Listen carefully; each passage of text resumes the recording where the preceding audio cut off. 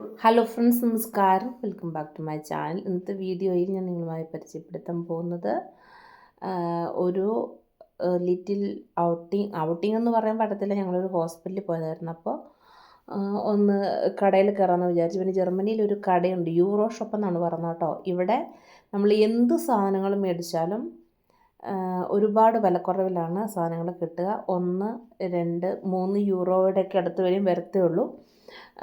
നമ്മൾ മറ്റിടത്തുനിന്ന് മേടിക്കുന്ന വിലയുടെ ഇത് വെച്ച് നമ്മൾ താരതമ്യം ചെയ്യുകയാണെങ്കിൽ ഒരുപാട് വിലക്കുറവാണ്. അങ്ങനെ പറയാം. നമ്മുടെ നാട്ടിലൊക്കെ നമ്മൾ റേഷൻ കടയിലൊക്കെ പോകുന്ന കണക്ക് എന്താ പറയണ്ടേ, അത്ര വലിയ ജീവിത വരുമാന മാർഗ്ഗമില്ലാത്ത ആൾക്കാർക്കും ജീവിച്ച് പോകണമല്ലോ. ജർമ്മനിയിലും ആണെങ്കിലും ഏത് രാജ്യത്താണെങ്കിലും അവിടെയും കാണും അധികം പൈസയൊന്നും സ്പെൻഡ് ചെയ്യാൻ കഴിയാതെ നിൽക്കുന്ന ആൾക്കാരൊക്കെ ഉണ്ടാവുമല്ലോ. അപ്പോൾ അവർക്കൊക്കെ ആയിട്ടുള്ള ഒരു ഷോപ്പ് എന്ന് പറയാം. പക്ഷേ ഇവിടെ ഒരുപാട് പേര് വരുന്നുണ്ട്.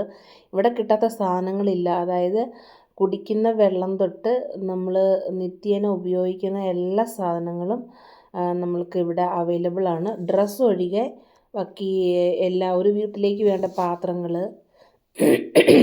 ട്രേകൾ, കിച്ചൺ ആർട്ടിക്കിൾസ്, പിന്നെ വന്നിട്ട് ഓഫീസ് ആർട്ടിക്കിൾസ്, പേന, പെൻസിൽ, റബ്ബർ, സ്കൂൾ കുട്ടികൾക്കുള്ള എല്ലാ സാധനങ്ങളും ഇവിടെയുണ്ട്. പിന്നെ പിള്ളേരുടെ കളിക്കോപ്പുകൾ, ബുക്സ് കവർ ചെയ്യുന്ന നമ്മുടെ കവർ, പിന്നെ ഗിഫ്റ്റ് കവർ ചെയ്യുന്ന ഗിഫ്റ്റ് കവർ, അങ്ങനെയുള്ള എല്ലാ സാധനങ്ങളും തന്നെ ഇവിടെയുണ്ട് കേട്ടോ.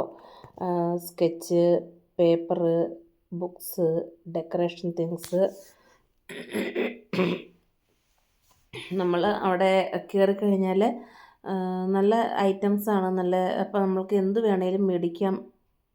അധികം പൈസ കോസ്റ്റ് ആകുന്നില്ല.